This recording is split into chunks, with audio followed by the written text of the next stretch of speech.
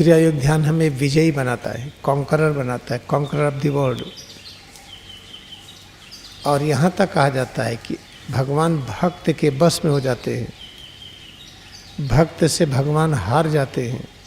तो conqueror of the God, इसका क्या मतलब कि परमात्मा सभी रूपों में है, वही शत्रु और मित्र है, अच्छे और बुरे हैं।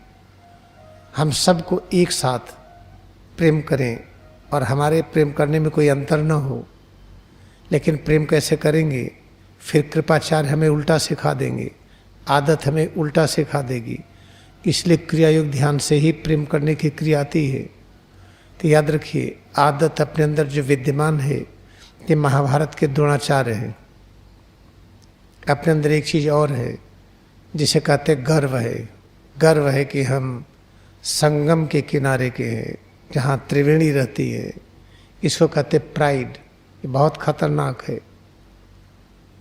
संगम और त्रिवेणी जो कुछ भी है, पानी तो यहाँ का पी रहे हैं। भारत एक ऐतिहासिक नगर है, आध्यात्मिक नगर है, बड़ा प्राचीन है।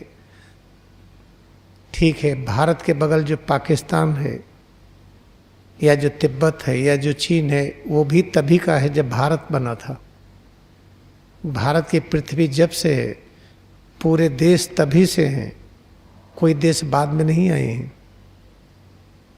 ये सब जो हम लोग कहते हैं, इसी को कहते हैं प्राइड। हमारे माता पिता ये थे, पता है। जैसे महात्मा गांधी के परिवार वाले कहते हैं कि हम महात्मा गांधी के परिवार के हैं, उनके जो ग्रैंडसन वगैरह हैं। ये क्या है? प्राइड। ये बड़ा खतरनाक है। प्राइड खत्म होता धैर्य बढ़ाने से। क्रिया योग करते जाइए, धैर्य बढ़ाते जाइए। जब धैर्य अनंत हो जाएगा तो प्राइड खत्म हो जाता है, जिसको शल्य कहते हैं महाभारत में। अब देखिए, शल्य के बाद जो बहुत ही पावरफुल शकुनी है। शकुनी क्या? इल्यूजन। इल्यूजन कहते मोह। हमें ये मिल जाए तो हमें शांति मिलेगी, ये मिल गया, फिर अब वो मिल जाए तो शांति मिलेगी। एक एक करके हमें ये मिले, वो मिले, सुख और शांति मिलेगी। आज कुछ टेस्टी खाना बन जाए, एक सेट अच्छा कपड़ा लेंगे जिसमें आराम मिले, ये है इल्यूजन। इससे आराम नहीं मिलता है। आराम का एक ही उपाय है कि हम परमात्मा के साथ एक हैं, ये अनुभव हो जाए। परमात्मा के साथ एक होने का अभिप्राय क्या है? हम ज्ञान के साथ हैं, शक्ति के साथ हैं, शांति के साथ हैं, जीवन के साथ हैं, अमरता के साथ हैं। इन सब के साथ हम संयुक्त हैं। इसमें सुख और शांति मिलती है। तो याद रखिएगा कि ये जो भ्रम है कि हमारे पास इतना सिक्योर्ड मनी है, कुछ काम नहीं आता है। अपने अंदर के जीवन शक्ति यही काम आती है। सब पैसे धरा रह जाता है जब हार्ट काम नहीं करता, नाड़ी गति नहीं चलती, तो फिर कुछ भी काम नहीं करता है। तो याद रखिए, जो हम सिक्योरिटी मानते हैं कि अपना धन और प्रॉपर्टी है, वो नहीं है, परमात्मा अनुभूति है। तो जब हम क्रिया का अभ्यास करते हैं तो याद रखिएगा, आदत पर विजय होती है, फिर मद पर विजय होती है जो प्राइड है, इल्यूजन मोह पर विजय होती है। राग देश नहीं होता है। बैठे हैं, गर्मी लगी बहुत अच्छी, ठंडी लगी बहुत अच्छी। अपने आप जिस गर्मी और ठंडक को हम बर्दाश्त नहीं कर पाएंगे, आप मन से न घबराएं। मन किसी भी तकलीफ को जूम कर देता है, बढ़ा देता है। जैसे अगर पैर अपना टूट जाए और एक कुत्ते का टूट जाए, तो हम लोग मन की शक्ति से अपने दुख को बढ़ा देते हैं। और कुत्ता का पैर टूट जाए, उसको डिप्रेशन नहीं होता, उसका क्यों टूट गया। एक गाय का पैर टूटा, लंगड़ाती हुई चलती है, उसको ऐसा नहीं कि इंसोम्निया हो जाए या डिप्रेशन में आ जाए कि जीवन खराब हो गया।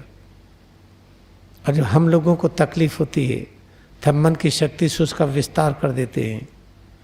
तो ये जो राग द्वेष है, ये कर्ण की शक्ति है। कैसे है विस्तार से बताएंगे। ऐसे अपने अंदर जो क्रोध आता है, कोई काम नहीं होता है तो काम नहीं हो रहा है, कमजोरी की अनुभूति हो रही है तो क्रोध आता है। कभी कभी क्रोध का नाटक किया जाता है। कभी कभी वास्तव में क्रोध आता है। तो ये है दुशासन। और सबसे बड़े जो शक्तिशाली है दुर्योधन। दुर्योधन है काम तत्व। काम क्या है? जब हमारी इंद्रियां विषयों को छूती हैं, इंद्रियों का विषयों से स्पर्श के बाद जो अनुभूति होती है, जैसे नींबू को जिह्वा से छुआ तो खट्टा लगा, अब मान्यता मिल गई कि नींबू खट्टा होता है। हमने नींबू की तरह दूसरा फल लाया जो निचोड़िए तो खट्टा नहीं होता, हम उसको नींबू नहीं मानेंगे, हम नाम रख देंगे मौसम्मी। मौसम्मी की तरह एक और फल लाया जिसका स्वाद मौसम्मी से अलग है, तो उसका नाम दे देंगे संतरा। क्योंकि काम बहुत शक्तिशाली है। जो प्रथम अनुभूति है उसको आप हटा नहीं पाएंगे। जो हमारे इंद्रियों के तल पर जो प्रथम अनुभूति हो जाती है वो बहुत शक्तिशाली है। जैसे खाने में प्रतिदिन हम मीठा खाएं, खाने के बाद मीठा जरूर खाएं, 5-6 साल तक ये आदत बना ले। एक दिन मीठा नहीं मिलेगा तो नींद नहीं आएगी। यानी काम तत्व अब इंद्रियों पर, मन पर हावी हो गया है, मन को अशांत कर दिया है। वही ये दुर्योधन के द्वारा धृतराष्ट्र को अशांत करना।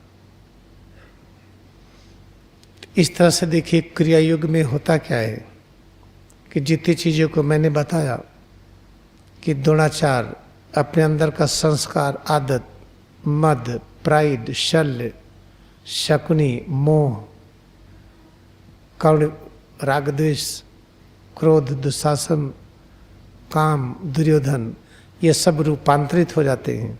इनका विनाश नहीं होता है। ये सब रूपांतरित होकर के देवत्व की शक्ति में बदल जाते हैं। फिर देवता लोग क्या किए, एक एक करके लिखा है कि वो गल गए। एक एक करके गल गए, इसका अभिप्राय यही होता है कि वो मर गए। तो ठीक वैसे ही एक कांटा चुभा है, उस कांटे को निकालने के लिए एक कांटे का प्रयोग किए, फिर दोनों कांटा हटा दिए। अब हमें पता चलता है अच्छा काम है, बुरा काम है। हमने बुरा काम छोड़ करके अच्छा काम किया, फिर अच्छे को भी छोड़ दिया। ये है जो मानव जीवन का लक्ष्य है कि जो लगता है बुरा है छोड़िए, अच्छा करिए, फिर बाद में अच्छा भी छोड़ना पड़ता है। तब हम स्वतंत्र हो जाते हैं। तब पता चलता है कि कृष्ण भगवान ने कहा है कि सुख दुख, पाप पुण्य, अच्छा बुरा, लाभ हानि, इसके चक्कर में मत पड़िए। तो क्रिया योग ध्यान करते हैं तो अपने आप ही होता है, उसमें मेहनत नहीं करनी पड़ती है। काम, क्रोध, लोभ, मोह, मद, मत्सर, ये जो सब कौरव पक्ष के लोग हैं, अपने आप इनका रूपांतरण हो जाता है देवत्व में। देवत्व में रूपांतरित होंगे तो कैसे लगेगा, अंदर में थकावट नहीं आएगी, मन में अशांति नहीं होगी। हमेशा हम धैर्य बनाए रखेंगे, कठिन से कठिन परिस्थितियों को हम आसानी से हम झेल लेंगे, वो अच्छी लगेंगी।